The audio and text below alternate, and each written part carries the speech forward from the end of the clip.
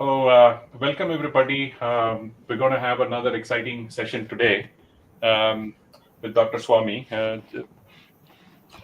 We have a very interesting topic today. Does India have a place in the new world order? Given all the changes that we have seen so far, what's happening with the Quad and suddenly the new AU, KUS or AUKUS or whatever this new deal and what's happening in France working out, it's going to be a very interesting session. So what we want to do is hear from in what is India's role, because there's so many changes happening. Where is India sitting? Because India is right in the middle, literally, of all, because all of this is happening because of China. So, but where is India's role? So I think it's very important that we hear from Dr. Swamy about this. And I have Dr. Arvind Chaturvedi, my co-host, and he, after Dr. Swamy initially speaks, both of us will have some questions. We'll probably take some questions from the viewers. So without much delay, Dr. Swamy, it's over to you, and we'd love to listen from you. Well, the topic worded is India's place in the New World Order. Well, let me first begin by saying what the old order was. The old order was bipolar. There were two major countries, United States and the USSR, which is sometimes abbreviated as Soviet Union. Now Soviet Union is unraveled into 16 countries, and the leftover portion with Moscow as capital is Russia. And so now we have Russia. So that bipolar order collapsed in 1991. And then United States was unipolar for many years. And then over the years now we find that slowly people are talking about China as the number two power in terms of the metrics, as they say, the GDP, the growth rate, the sophistication of manufacture, etc. Those criterion which are there for a world power. And in the old order, the two groups that came, the American-led group and the this USSR-led group, they were very ideologically cohesive. And the competition was between Western democracy and market economy against communist dictatorship and socialism. And there was constantly debate on which is doing better. So after the collapse, the United States was in the lead, and slowly China has been catching up. And then now it's some people even say that if you take the GDP on PPP terms, it's ahead of the United States. So now the new order is not bipolar. It's even if China has come to a number two position or number one position in economic terms, what we find is that there are others also who are forming, their centers. You have seen that France is no more would follow the United States blindly in the past, but not now. They are in fact getting. They have walked out of. They have sent back the U.S. ambassadors in protest against the Americans working behind their back with respect to Australia. So the new order, which is coming up, is not going to be bilateral or in terms of bipolarity. It's going to be multipolarity. But who all will come into it is the question. I would say about 10 years ago, it was very, people were talking quite openly about India being the third corner of the world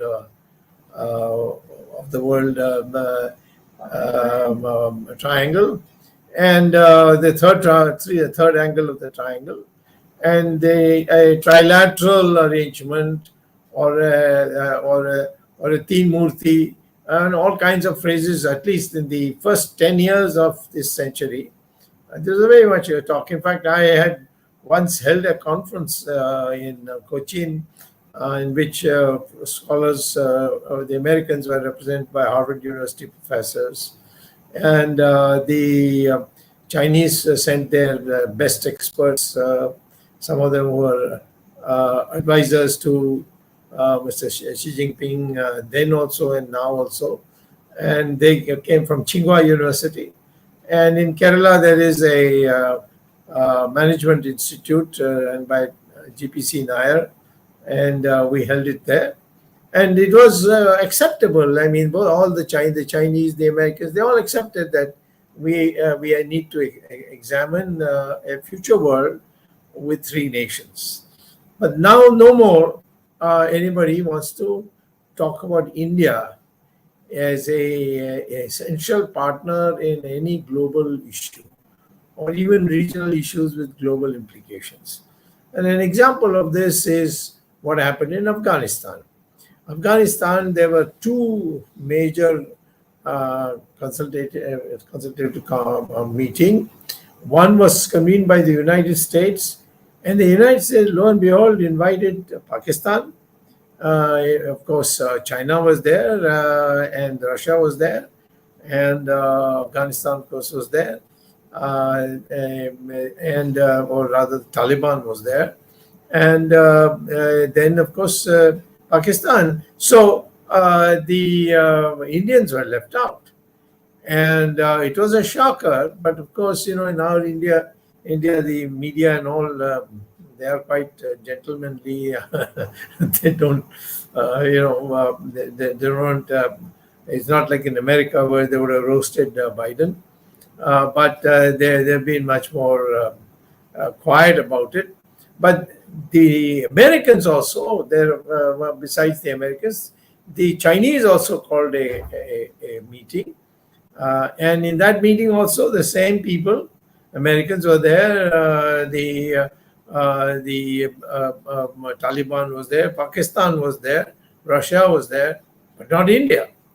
And considering that India had made such a major role in constructive work in Afghanistan, India being left out, there should have been much more debate in our country, much more consideration.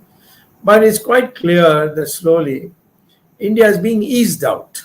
I mean, if I want to give a short answer to India's place in the new world order, as of now, it looks as if India is going to have no place, because we see that the way they are discussing it now, even on Quad, which in the beginning was seen as a major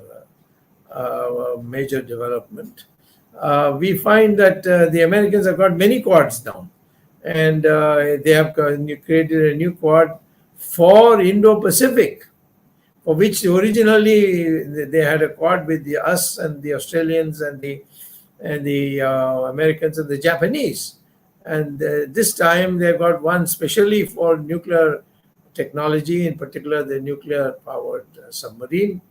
And therefore, in that sense, we found that India should have been there, because they are the whole object of that meeting, which has been scheduled, was to discuss the Indo-Pacific strategic threats and how it has to be dealt with, and the development of nuclear technology for that purpose.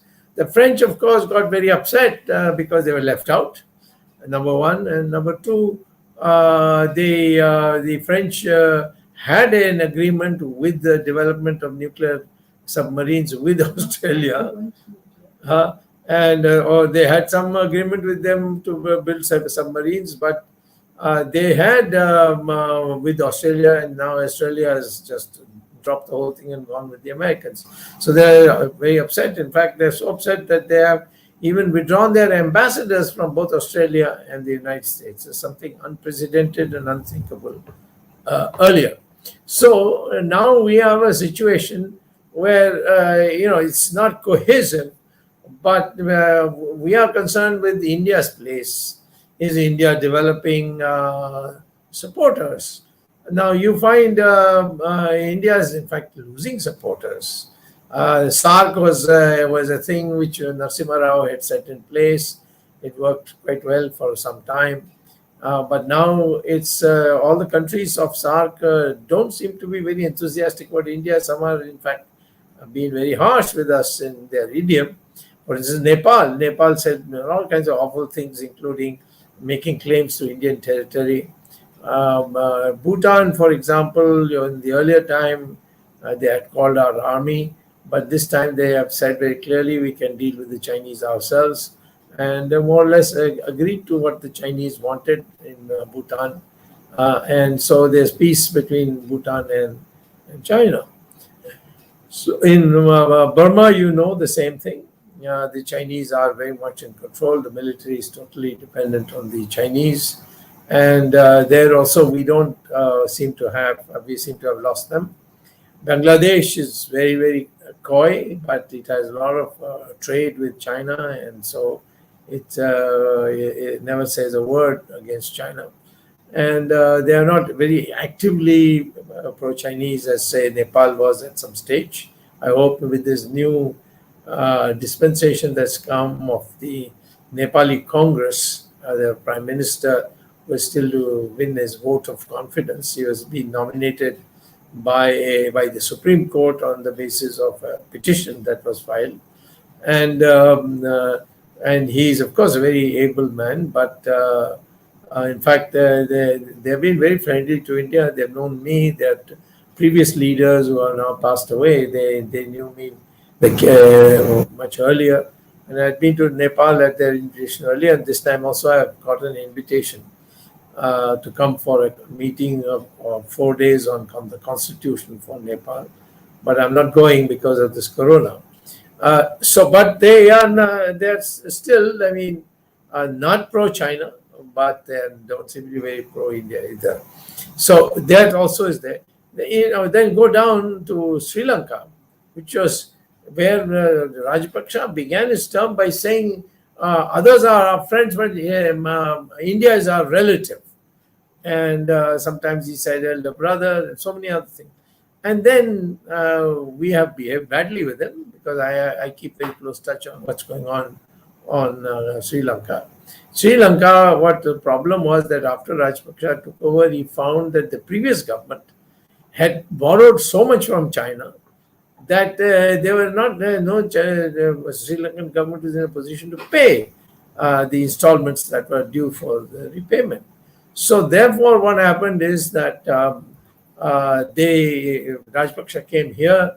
In fact, he had also invited me for breakfast to tell him that if the government of India could say your payment of interest and amortization of the previous loans taken from India, that can be deferred till you have paid the Chinese debts. But our bureaucrats, the Prime Minister told him, instead of giving him a clear answer, the Prime Minister said, you better talk to our officials, Jaishankar and Doval. And Jaishankar and Doval, they gave him a runaround for a long time after waiting for 2 years. He then decided to tell the Chinese, okay, I can't pay you, but you tell me what you want from Sri Lanka. So they wanted a major say in the Humantota port, which previously in his earlier tenure he had got cancelled, but now they had to bring it back in some form. And then he also gave them some land in Colombo for setting up a research institute.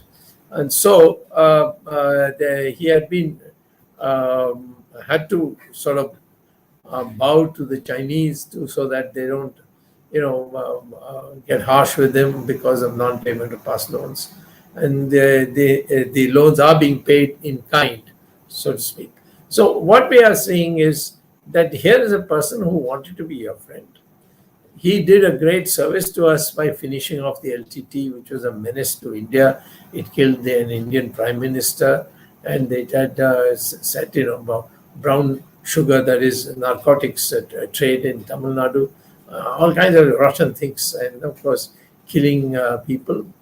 especially Tamil leaders who are for democracy in Sri Lanka. They've all been systematically killed by the LTT.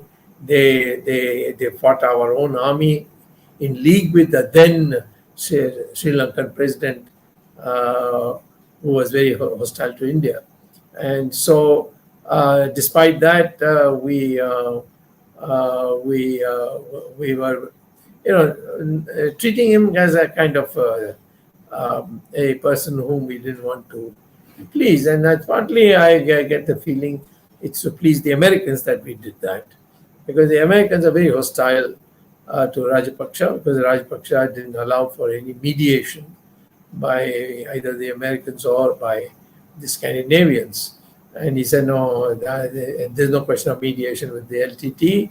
They are a terrorist organization. They've killed many of our top leaders. And so we'll finish them. And he did finish them. He finished them. Prabhakar, the leader, was shot dead. And that ended the LTT period. So him also. But nevertheless, he has retained his friendship with me, and he's invited me to visit so we can talk again. He again wants to see if there's any scope to restore and recover the friendship with India, but he doesn't want to deal with the bureaucrats.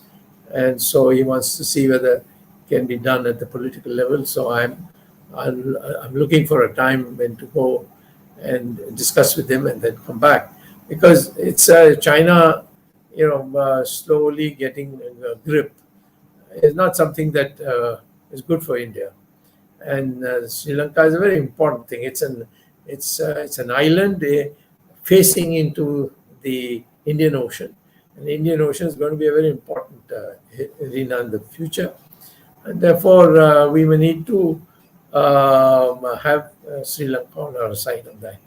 You'll be very interested to know that about 75 to 80% of China's trade by ships goes through Malacca Strait.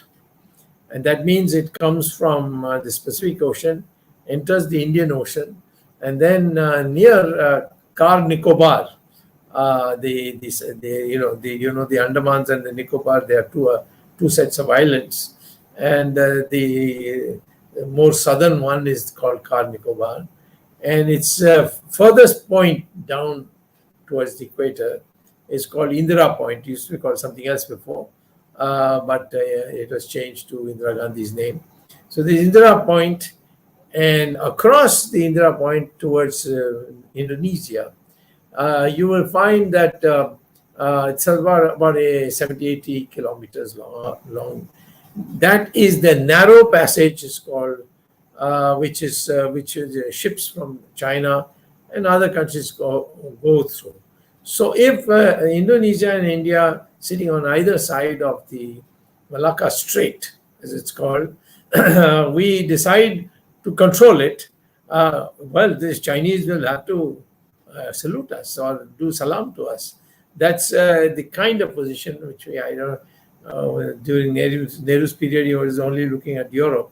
And so we didn't develop these things. So I think we need to, therefore, develop our perspectives on that. Because if you want to be a world power, you must be able to do something to other world powers. Otherwise, nobody's going to take you seriously. If you're just doing goody-goody and have the spin and so on.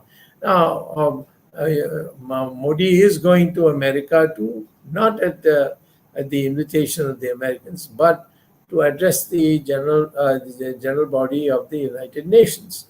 But because all of them are coming, Australians are also coming, and Japanese are also coming. So it has been decided to have a Quad meeting. But this Quad is not going to talk about strategic matters. It's going to be talking about climate change. It's going to be talking about vaccines. And probably India will get a big role there, because we have been doing quite well. Thanks to Bharat Biotech, we have been shown that we are indigenously in a position to produce vaccines. And if the Bharat Biotech is encouraged, they will be able to produce much more of the vaccines, which are much safer. In fact, they are highly safe compared to all the other Western vaccines. So, but there's no strategic issues in the agenda. And whether Biden will meet Modi or not, how can I mean, normally, if they do meet, it'll be for 5 minutes, 10 minutes for pleasantries. But the fact is that when the United Nations there, how many 200 world leaders come in the general when the general body meets in September, which is the time when all the top leaders of their governments come. So I don't know whether they're much one-to-one thing. But then there also we have to understand that there is a change since Trump has gone in the internal dynamics in the United States. Now, Ramesh is sitting here, and I hope he gives a little input. Sri Iyer is doing also a lot of work on this.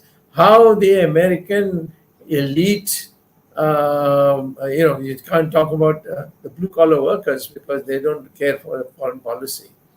But the intellectuals who also supply officials and so on, many of the officials today are very much come from the liberal left-wing crowd. For instance, the vice president, Kamala Harris, she is one of those liberals.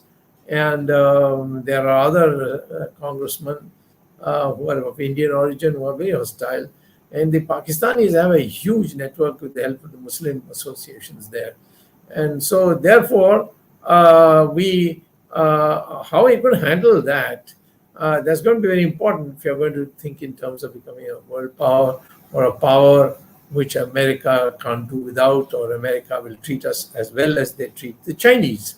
Whatever you may say, how much maybe the Biden may be against China, but his courtesy and his politeness with China is something you have to study compared to the language they use with us, which I, as having lived in America for such a long time, I have a better understanding of their idiom when they're when they're talking down to us and when they're talking on an equal footing with us. So what I'm saying is that we are moving away from the old bipolar world of Soviet Union or USSR-led coalition and the American-led coalition.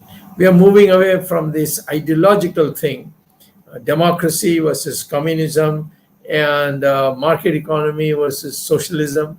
There's no more that debate that is going on. Now the issue is becoming something where what your national interests are they being looked and accommodated by smaller power countries and other countries because you're a world power. They don't want to be on your wrong side. And then the reliability of partners. Now, we have seen what the Americans have done. I mean, whether it's how much of it is our fault, how much is their fault, but the Americans should have been much more sensitive to Indian position on Afghanistan, and they should have had us present, but they did not, and they did not even raise this issue. But on the other hand, we have another issue which we have to deal with in our country. If you're going to be with the Americans, how can you be in the same lovey-dovey position with the Chinese and the Russians? And particularly Chinese, there's no question the Chinese have crossed the LAC and come into Ladakh and swallowed our territory, starting with Depsang, and now they're going all the way to Chushul. And they are, and the way they talk to us, you see, I find that very obnoxious. And I mean, some way I'm flattered that they have denounced me in their TV. And one of your websites, I think by Shekhar Gupta, says that the only person they discuss in CGTN, their television, national government-owned television, is Subramanian Swamy, only Indian whom they are discussing. And even Modi, they don't make any reference to. And the reason is that I am saying you have occupied our territory like a thief. And either you get out or we'll throw you out. If it takes us a little time to prepare to throw you out, will take a little time, but we are not going to change our idea. Now, I just saw, there was a BRICS meeting. It's the most useless organization. In fact, in the 2015, Mr. Narendra Modi personally told me, Mr.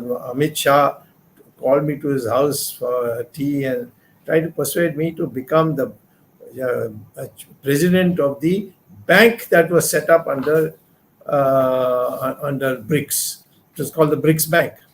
And I didn't tell them the truth, but I told them politely. I left Harvard to come to India, and I want to live in India. I'm not going to go live in China after this. So therefore, please, it's not. The salary was tremendous, 50 crores a year. It's a hell of a lot of money. But I want, frankly, I didn't think that this is going to last very long, because my friends who are my students at Harvard and went back to China and now have become in high places, they told me at that time when I went to address one of their university meetings that don't touch this BRICS Bank, because it's not going to last very long. So I'm saying that despite all the things that the Chinese have done to us, they have really betrayed us. You see, this territory is not disputed. It was mutually agreed in 1993 that we will, even if it is our territory and you're in occupation, we will not make an issue of it till the matter is settled by negotiations. And therefore, Aksai Chin was completely taken over by China because they had occupied it. And this Ladakh was completely with India. And there was a LAC drawn, mutually agreed. Now the Chinese have crossed that and come and occupied our territory. That's pure, blatant aggression. And even if you are friends with them, you have had 18 meetings and you have been in Mahabalipuram and you have been on a Jula, so what? If some friend turns a rogue, then you have to treat him like a rogue. And so therefore, what is the message that goes out? Now, we have been attending the BRICS, sitting with Xi Jinping and the Prime Minister sitting together as if nothing has happened, and we are discussing all kinds of other things. Similarly, there's another organization in which Pakistan is also there, SCO. Now the Iranians have also been brought in, Shanghai Cooperation Organization or something. Now there we are there. I mean, we're doing what? And in that, only thing we said was that Afghanistan, we should ensure that the government is something that respects the people. Some in a very mild set of words said. And what did the Chinese respond? I don't know what was the response inside, because it was kept, the conversation was kept secret. But it has come out in the entire, not just CGTN television, it's come out in the entire media, in newspapers after newspaper. India warned not to poison SCO cooperation as it wants to seek influence on Afghan issue. I mean, they're telling us, we are warning you, don't try to poison SCO, which we went and attended. So, I mean, how can any country think of you as a world power or even a potential world power if this is the way you sort of crumble on a matter? To date, the Prime Minister has not said China is aggressed or is an aggressor. In fact, he should have condemned them. He, in fact, in the initial said, "Koi aaya nahi, koi gaya nahi," as if nothing has happened. Then you find Jaishankar blasting Mr. Rawat for saying, well, we are ready to take the Chinese on, throw them out. They are in vast areas of our territory. They said, no, this is not an opinion of the government of India. I mean, he's the CDS, and then the chairman of the defense something, you see. So all Army, Navy, Air Force, everything put together, the chairman of that is Mr. Rawat, who was earlier our commander-in-chief. and he says something, all right, you don't like what he has said. So then you have to call him aside and say, please don't say it again. And if you are afraid the Chinese might get angry, do push with them, saying that he's a little pagal, so it doesn't matter, or something, But to publicly, and that too a former bureaucrat and now being made a minister of external affairs, makes a public statement to please the Chinese that we don't share his views and he should not make these such statements. So, what kind of a world power are you going to be if this is the situation that you're so afraid? So, what I'm saying is, being a world power is an attitude. And that attitude means you would be ready to shed blood to protect your honor, your integrity, your territory. I don't see that India today speaks in the language. If it did, it would have said to the Chinese, get out. You have broken an agreement which you signed in 1993, in which we voluntarily gave up Aksai Chin so that the negotiations can take place without throwing mud at each other. So instead of doing that, we are not even saying that they are here. And then we go on telling lies. There was negotiation taken place. The Chinese have not crossed the LAC. What rubbish! I mean, they come vast in 20 kilometers into our territory. In some places, 400 kilometers into our territory. So all this makes us look as not worthy of being a world power. And so if the Americans start thinking these Indians, just talk, and they want something for nothing, the worst thing you can do with an American is to take something without giving something. The Americans are all give and take people. They are not fools. And if you give something and not take something also, they think you're a fool. So you always have to negotiate with the Americans on give and take. So broadly speaking, like this, after Narasimha Rao brought those economic reforms and our growth rate went zooming up to 8% in 5 years, and we started producing all kinds of commodities. Previously, we were producing only one car under socialism. Now, plethora of cars. There was, the streets were full, electronic projects, consumer items, everything. So that transformation gave us a huge boost.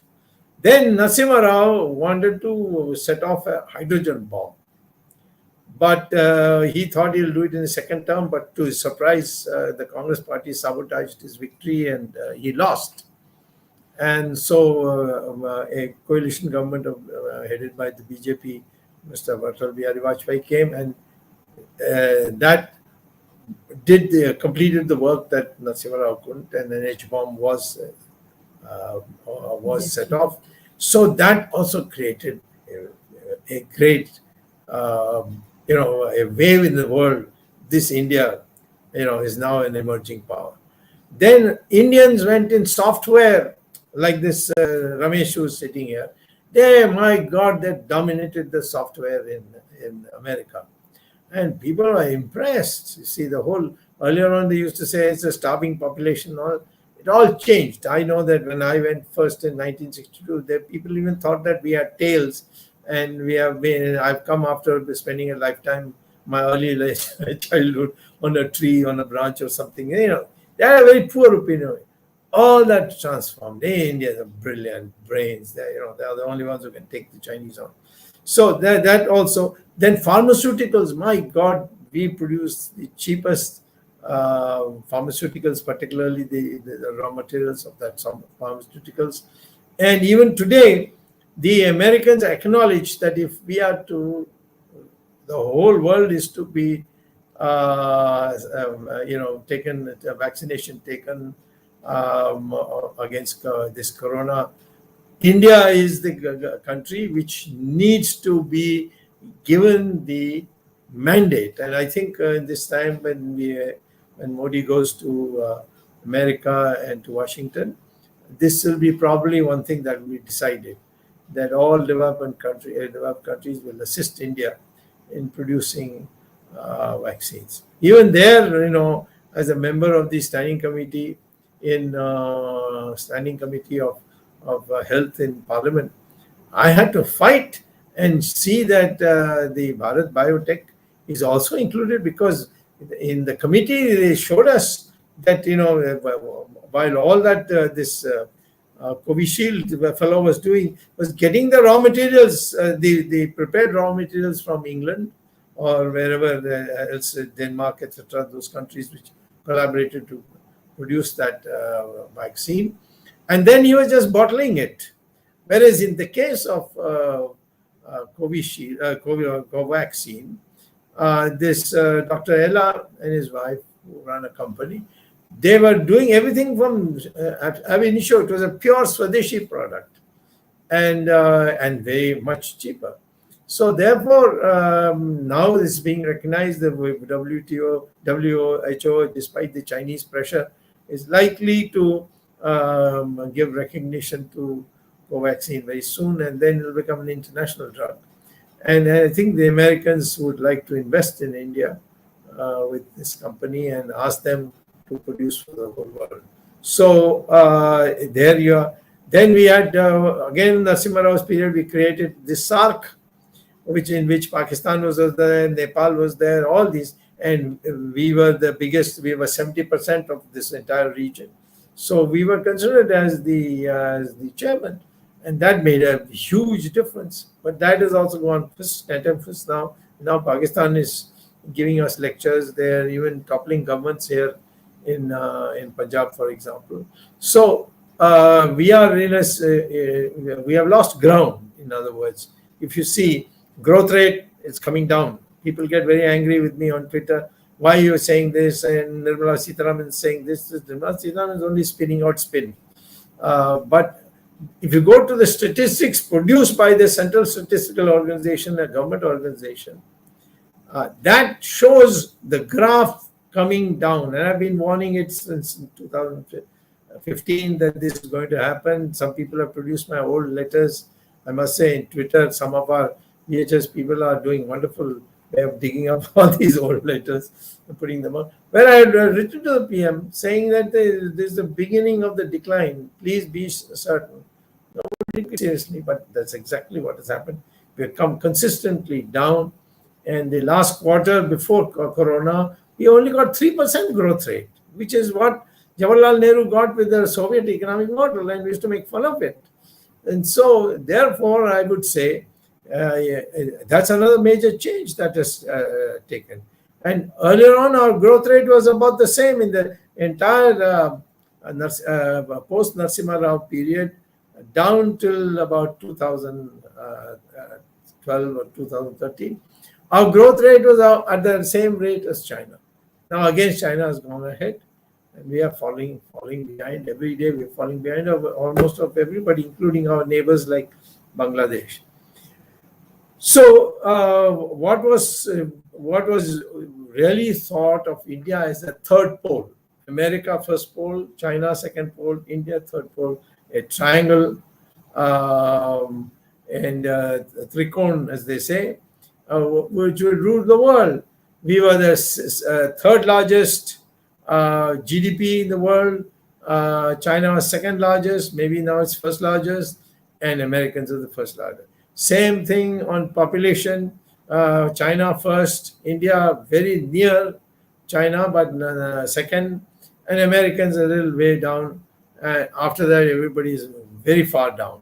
So population-wise, area-wise also big, and of course ours is a more fertile area because the Chinese and the Americans, 5 months of the year they have snow, so they can't grow agricultural crops.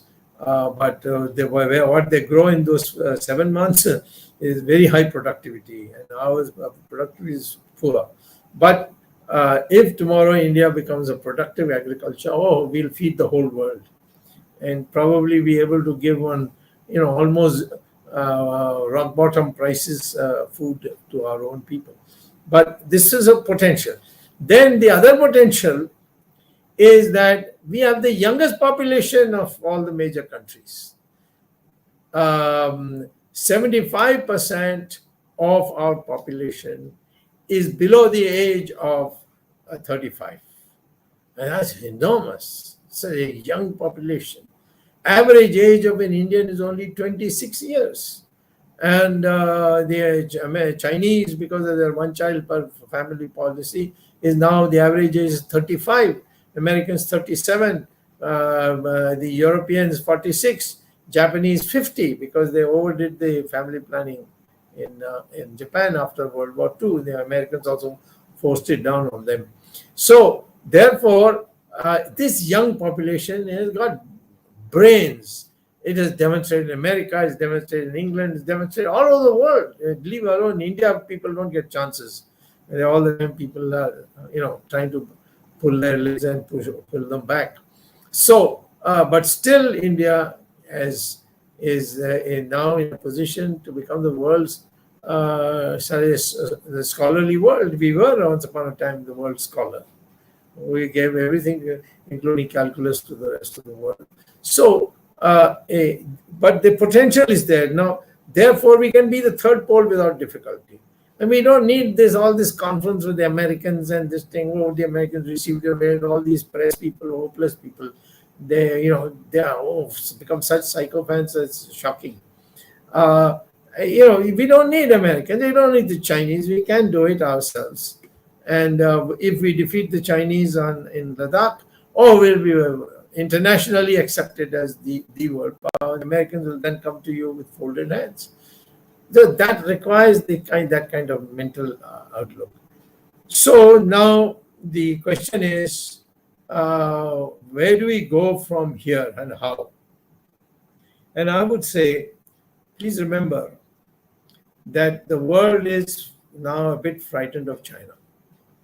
And is there only one country with that population and resources which can challenge China, and in its own battleground, because we have a common border. That's India, but that requires preparation and a mindset. That's what we are lacking. And two, we can produce for the world things which they find very expensive to produce. So we should focus on that. Instead of going to world conferences and then, he was very well received and then a double red carpet for them, all this is a waste of time. Get it in concrete terms where people recognize, yes, India is doing number one in this, that sort of thing. And don't be after other countries and do muska with them and appear to be propitiators, junior partners, and so on.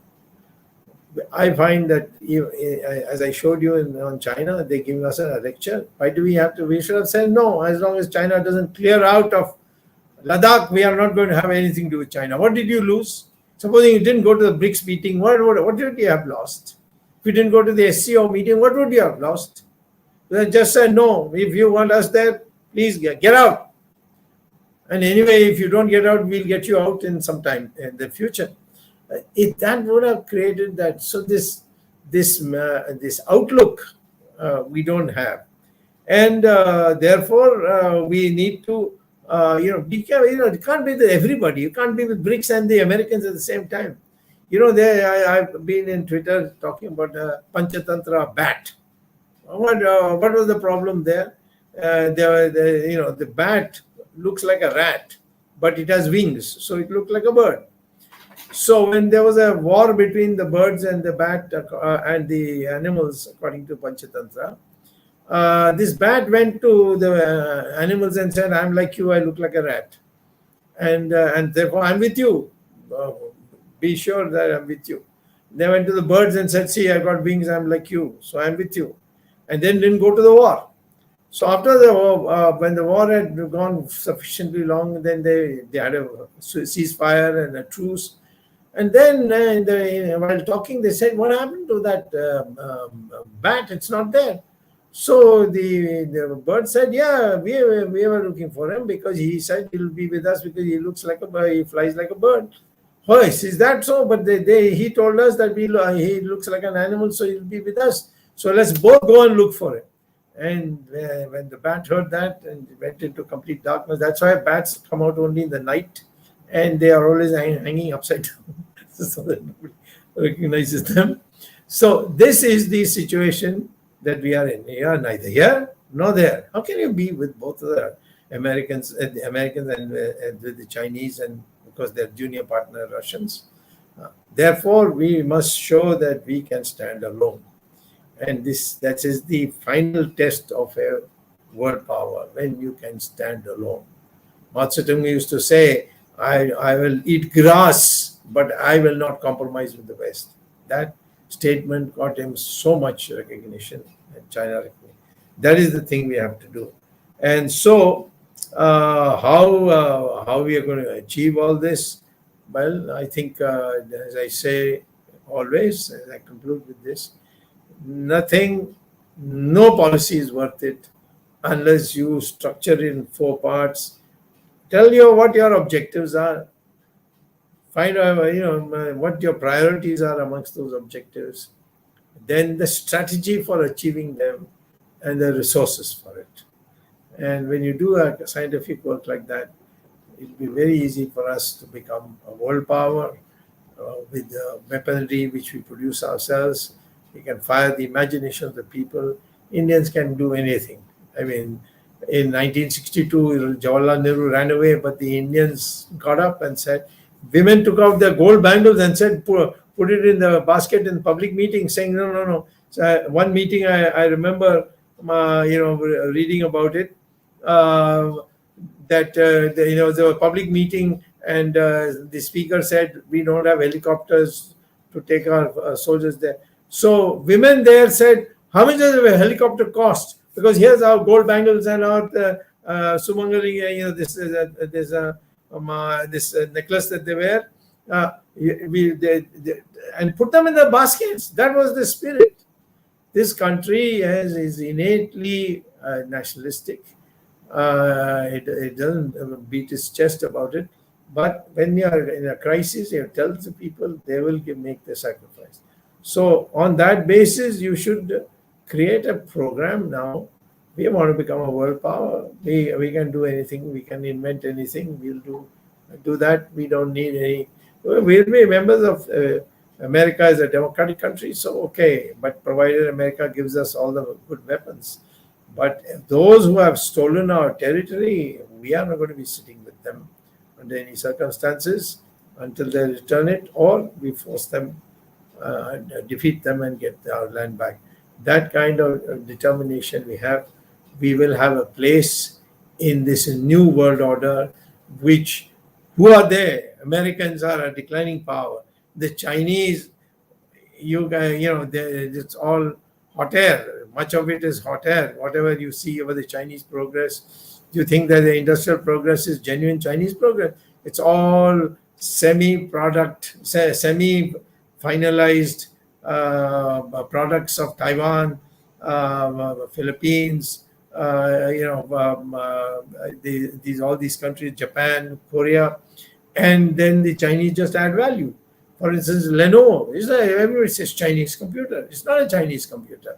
It's a Taiwan. The Taiwan thing, the base, the circuit, everything is prepared and sent to China, and then China puts in the keyboard and puts the glass case and the cover, and then puts Lenovo made in China. This is how they are doing, and tomorrow all that stops. China finished.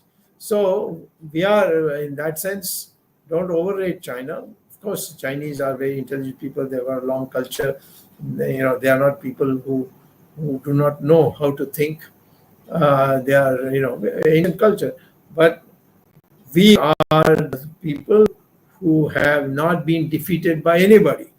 The Muslims went to Iran, and in 15 years, they converted the entire Iranian population to Islam. Same thing in Mesopotamia, Babylon, Egypt. The Christians went to Europe and converted in 50 years, everybody to Christianity. But here, 600 years of Islamic rule and 200 years of British rule, we are still 80% after all that has happened. So this country is terrific in terms of rising to the occasion. In the emergency, all the educated people of South India voted for Indira Gandhi. That means they voted for emergency. It was this illiterate Uttar Pradesh and Bihar and all. They went to the booths and defeated Mrs. Gandhi and Sanjay Gandhi and wiped the Congress out. Didn't even get one seat. That's how the democracy came back to India. Not by the educated people, but by the illiterate masses of North India. So therefore, this country has got that spirit, but that spirit has to be awoken, and now we have to be told we are under threat. There's a threat from Pakistan, Afghanistan, Taliban, and China on this side, and Russia cheating us. So we have to stand alone, and our people will stand alone, and it will be again a renaissance for India, and India will again become a world power on its own right. That's what we should aim at. Not did they take us in, did they ignore us? Nothing of that kind.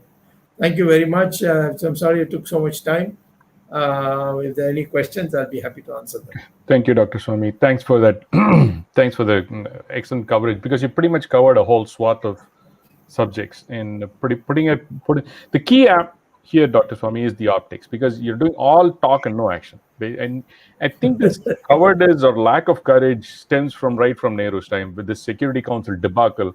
Time and again, India has proved itself to be a more a pusillanimous country, more not very courageous, don't want to take strong action kind of a thing. That is not going to sell in the world. I mean, essentially, if you look at, as you said, the US doesn't say, okay, you keep on taking, not giving anything. They're not going to deal with you, essentially. I mean, you put it rightly. Even now, Dr. Swamy, given where India is geographically positioned, I mean, does the world consider us of Southeast Asia, West Asia, South Asia? I mean, what are we? Asia.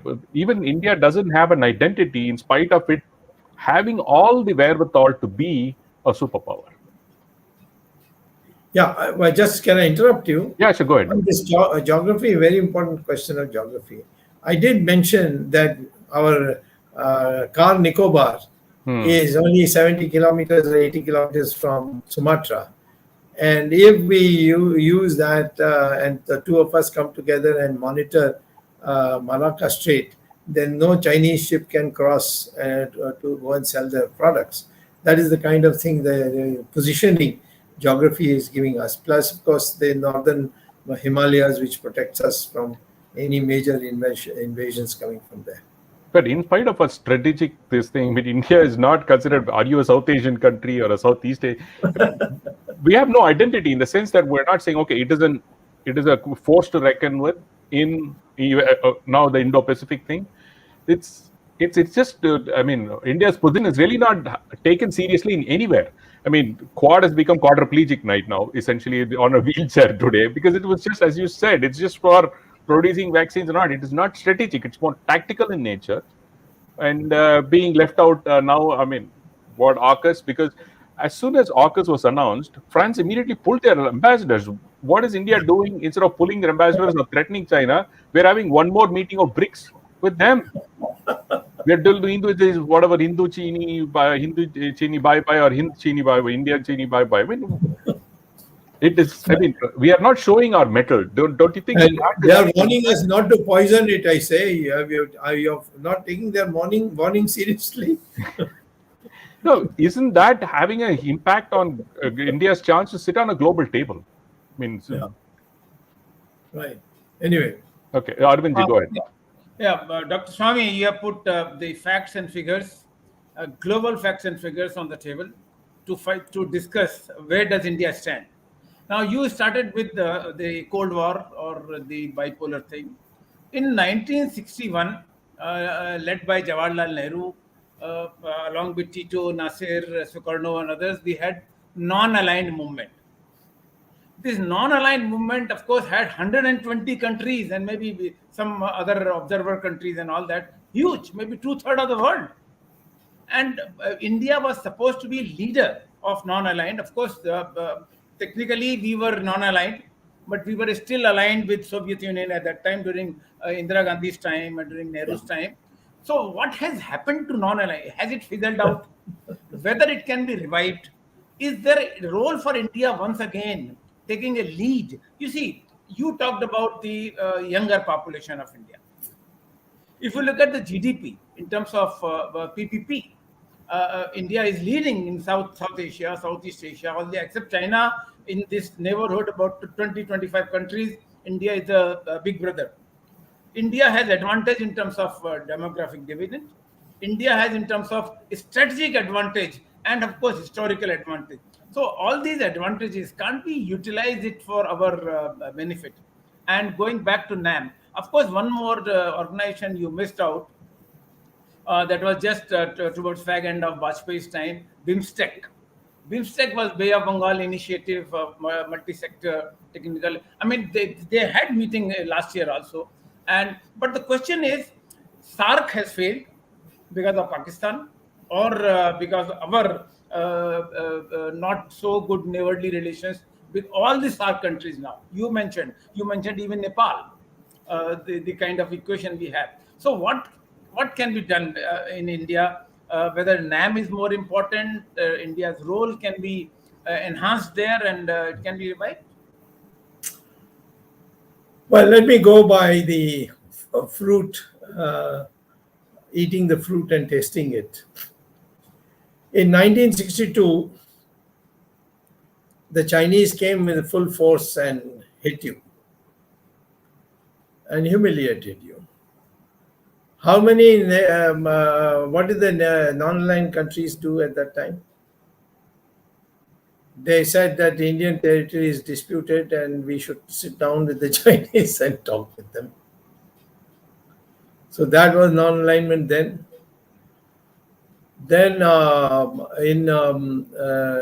Bangladesh war, 1 crore Bangladeshis came into our country. Yes. I mean, we didn't do anything. It is Pakistanis who went and butchered all the women, raped all the women and butchered their men, and, created chaos there. And there people came running to our country and, 1 crore. We said we didn't see any other way except, if Bangladesh is liberated, only these 1 crore will go. How many, the resolution came on Bangladesh in the UN General Assembly. How many people voted for India? Just 11.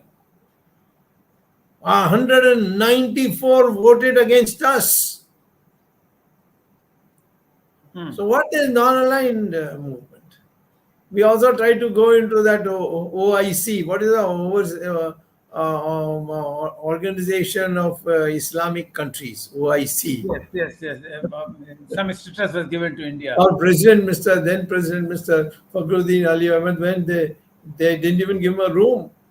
And when he wanted to shave his beard, they said, no, there's no water. Humiliated. So I'm saying the world will only, you can have all these melas and get-togethers and so on and so forth. People will come in big numbers and so on. The entire, how many European MPs came to Kashmir? Have they said anything once they left India? So the respect is for your ability to defend any country when it is in trouble. We didn't do it with Sri Lanka. We didn't do it with Burma. We have done halfway with Bhutan. So there is this, unless we behave like a world power, nobody's going to treat you as a world power, no matter how many countries are with you for socializing. But to treat you as a world power, you must have intrinsic strength. And that intrinsic strength we have not developed. We have been always talking about peace and Vasudeva Kutumbakam and all that sort of rubbish. I mean, that was not, Vasudeva Kutumbakam was not meant for, not acquiring weapons. If one reads Bhagavad Gita, one can easily understand that, we don't want to be aggressive on anybody, but if somebody imposes aggression on us, we are going to teach them a lesson. So therefore, I don't think all this. You have weapons. You have a GDP growth rate which takes you, expands your GDP. You produce goods. You can. In our country, even today, world over, people are coming to our hospitals.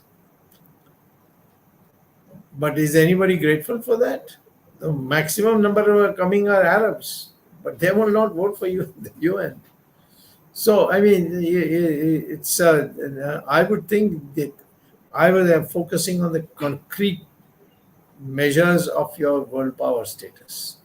If the Chinese have occupied your territory and you're not willing to take their name, nobody is going to regard you as a world power.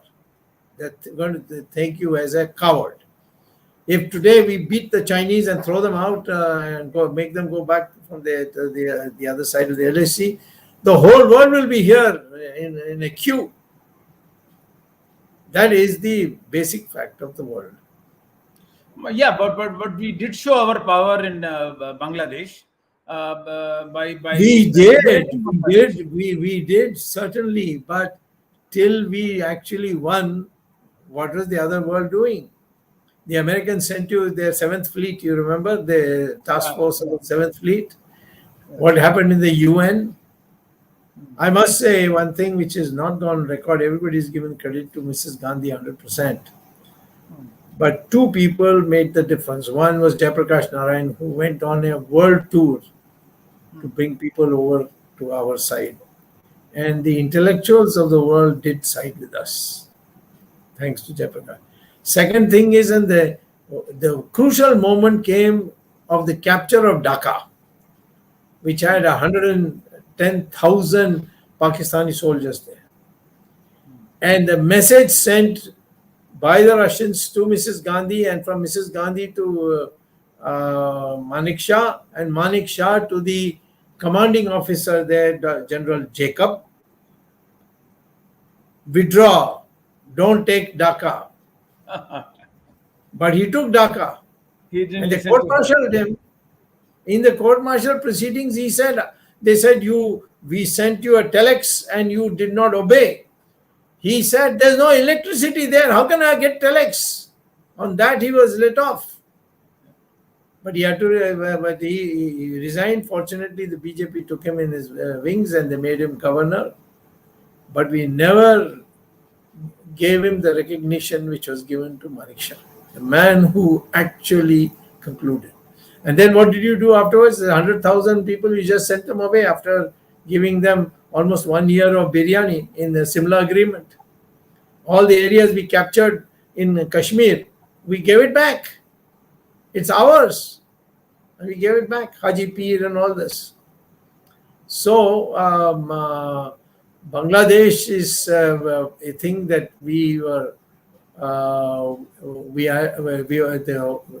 there was a momentum that was built in this country. I remember it because I was part of that momentum, and that's how it was. Many of our prime ministers, you just mentioned Shimla Agreement and return of the land and everything. Many of our prime ministers are hungry for Nobel Peace Prize. In order to get that recognition from this organization called Nobel, they do so many things which people are really. I not get it in the end also. How can you get it in the end? Obama, without doing anything, got it because America is a power. To make India into a power, you will get Nobel Prize every year. And most important thing is the inconsistency. For example, when Rajiv Gandhi was there in Sri Lanka, we had participated in the IPKF, and of course, later on we took a lot of time. But ultimately, we helped Sri Lanka in getting rid of the LTT. But what happened thereafter? No, I know. He was sabotaged by VP Singh. Yes. We had cleaned up that entire Northeast. And then we held elections. And the chief minister, for the first time in the history of Sri Lanka, there was a regional units. And Northeast had a Tamil chief minister elected. Yeah. And at that time, the LTT went and made a deal with Premadasa, the India-hating president of Sri Lanka, and a Sinhalese. And when the whole world was accusing Sri Lanka of human rights and this and that, we did not stand with them. Yeah, but I did. No, I'm saying government of India. I know.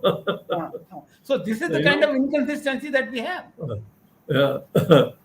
Dr. I know that. This is what we call as the mindset. Why I talk about mindset. You have to learn. That's what we have to say. I mean, if you go on getting all these spins in the media, and then you become satisfied, oh, lovely, bahut acha ho gaya. But it doesn't happen. We have to tell people, give the people the reality check. It's a responsibility of all media, intellectuals, and all to tell the people the truth and not be afraid that in case you are being discriminated against. Dr. Swamy, I have one question here. I mean, like coming to this Afghan situation. Now, has China really taken advantage of the debacle that the US has done through the group pullout? Basically, have they kind of exploited the debacle in Afghanistan? Of course, they have taken over Baghdad. Part two of the question is, could The India have done the Americans same? said we have destroyed all the equipment. No, they only destroyed trucks. But the aeroplanes, the drones. In fact, Pakistanis are now sending those drones into India, for which Amarinder Singh had put up a fight. Because that is a very important topic, Dr. Swamy, because he resigned. So Yeah. maybe we'll talk about it another day because it's The important. Chinese are smart. They didn't send a single soldier to fight for the Taliban. But in the end, because they have money and they have Pakistan as a stooge, so they got whatever they wanted without doing very much. How They could kept India? you out. How do you think India could have exploited? I mean, the sense that, I mean, obviously, since we don't have courage to India defend our was own on. land, I understand. I will interrupt you to say I've been saying from day one. India making the hospitals, the parliament building, libraries, universities, music libraries. centers, all this has no value. If we had sent 40,000 troops, the Americans would have given them all the full arms. We would have finished the Taliban, I'm telling you. And that could have helped us even in the POK area, right? I mean, in the sense that Yeah, now of China is course. exploiting that part. Of It's course, trying to say, of okay, course. we'll put a pipeline there Of or course. a train line there and stuff like But that. what did our people say? Why we should send? Well, now when they come here, then you will have to send. Unless you are planning to defect to the Taliban.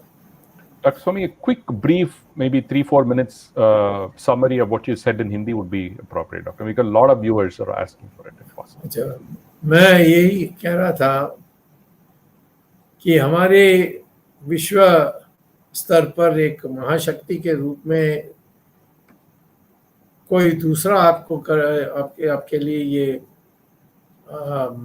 ये position नहीं दे सकेंगे.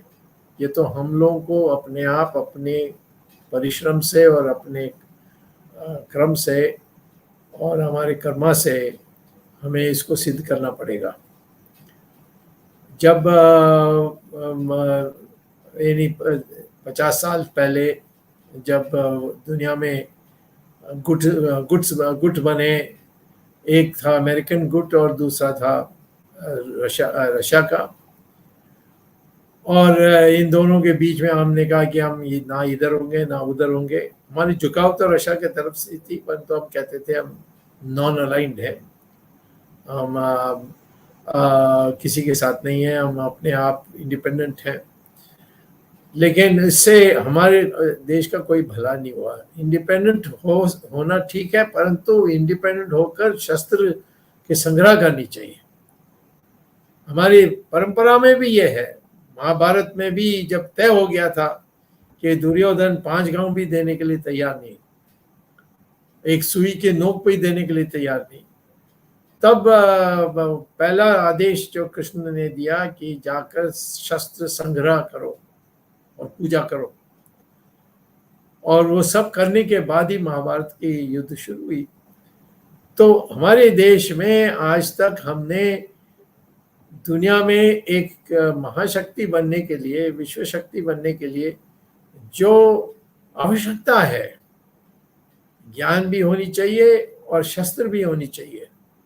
और हमारे देव और देवियां और या जो हमारे जो भगवान हैं, वो सब एक हाथ में कमल होगा, दूसरे हाथ में तलवार होगा। तो ये इस प्रकार के जब तक एक मंशा नहीं बनेगी, हम कितने भी भाषण दें, कितने भी स्वागत हो विदेशों में, हमें कोई शक्ति नहीं मानेगा।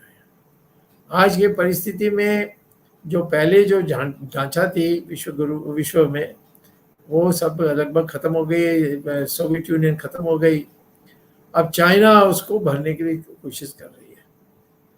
लेकिन हम भी एक त्रिकोण में एक कोण बन सकते हैं, परंतु उसके लिए जो करना है वो है पहले शस्त्र संग्रह। आज सिर्फ 2% हमारी जो जीडीपी है उसकी हम खर्च कर रहे हैं शस्त्र के लिए।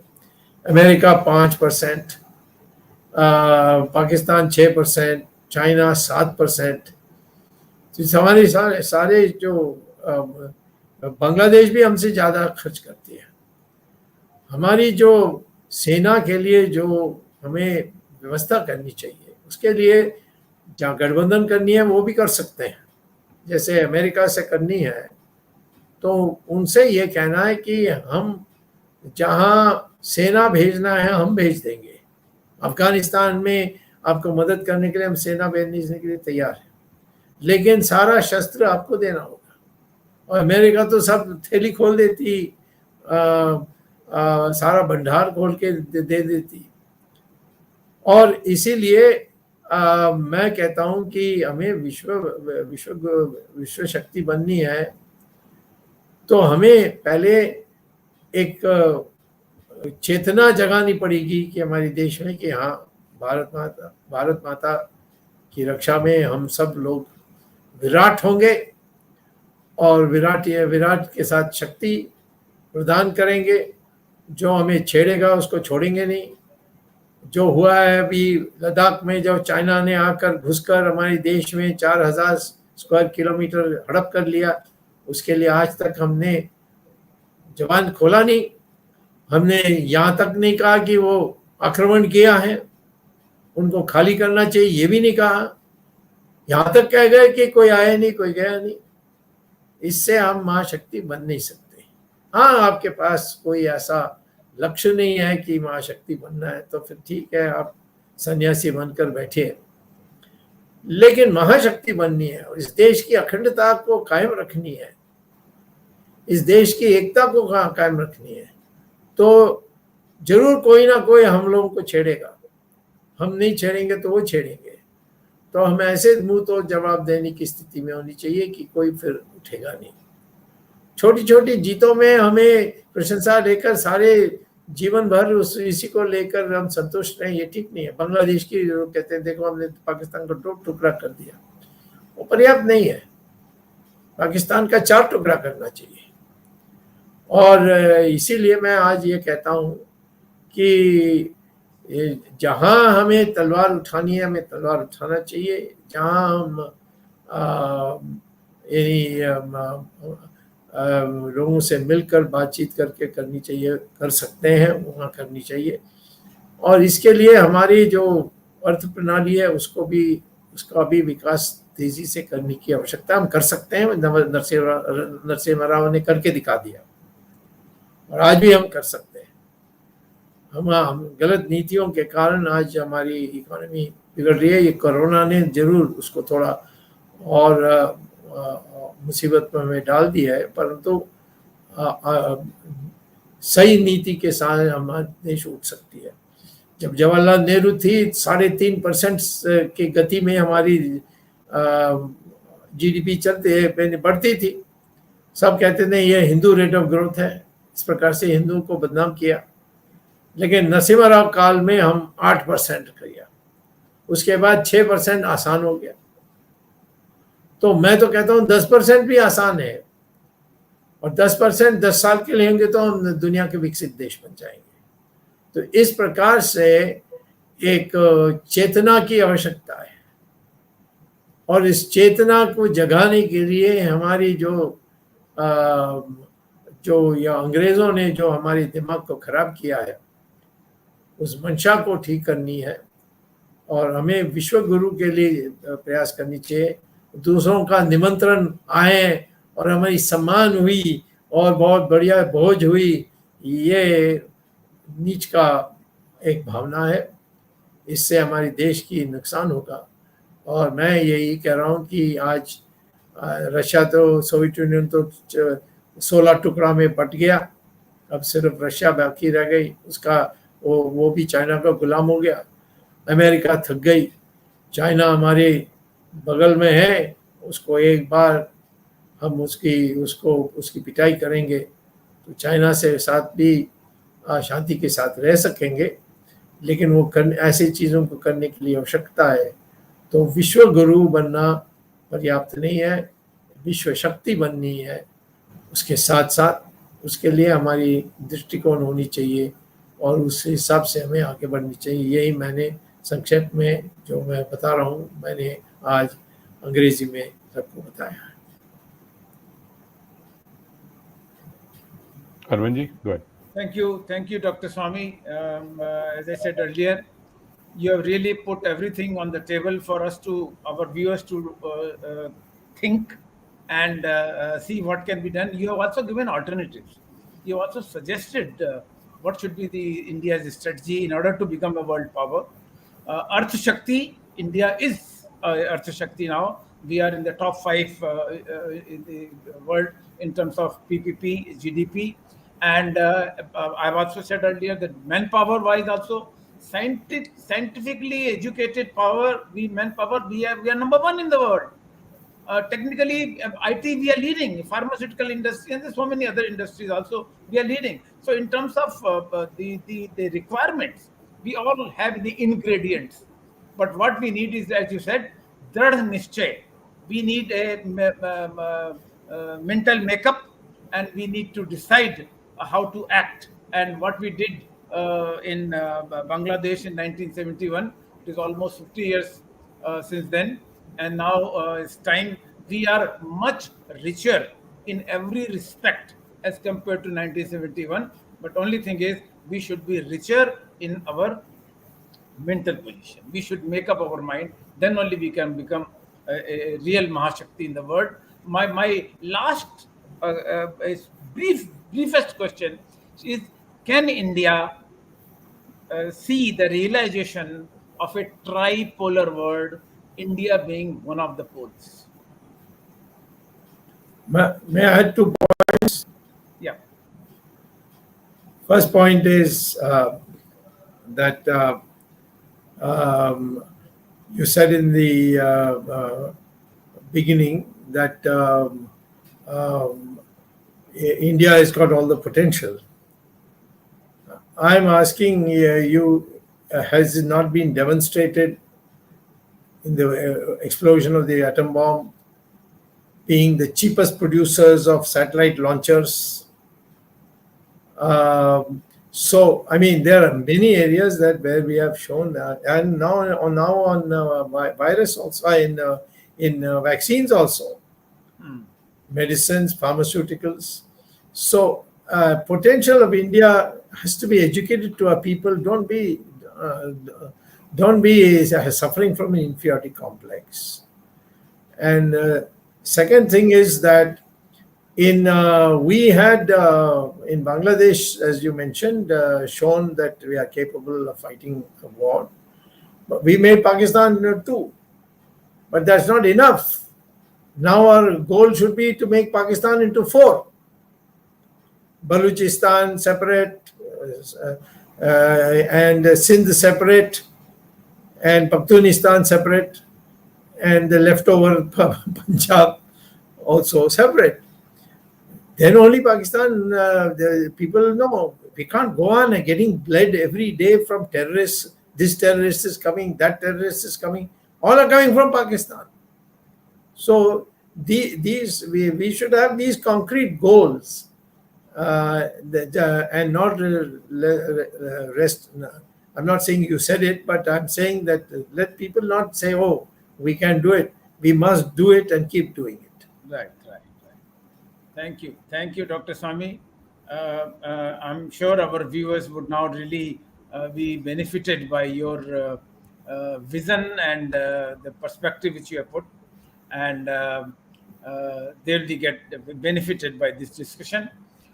Thank you, viewers. You have been supporting us, patronizing us. We are in the 127th episode of Words of Wisdom. Next week, Sunday, 8 p.m., we will be meeting again with a new topic, and Dr. Subramanian Swamy. The viewership is swelling, and it is thanks to our all viewers spread all over the globe. Thank you very much. And we also thank all the guests that have been participating in our episodes, our programs, because they have made the discussion richer and better. Thank you, Dr. Swamy. Thank you, Ramesh. Thank you, the technical team led by Ashish Shetty, Gadgi Rakesh, Ishwar Iyer, Tejas, Swaminathan, and Vishal Mehta. We'll be meeting Sunday, 8 p.m. again with a new topic. Till then, Namaskar, Jai Hind.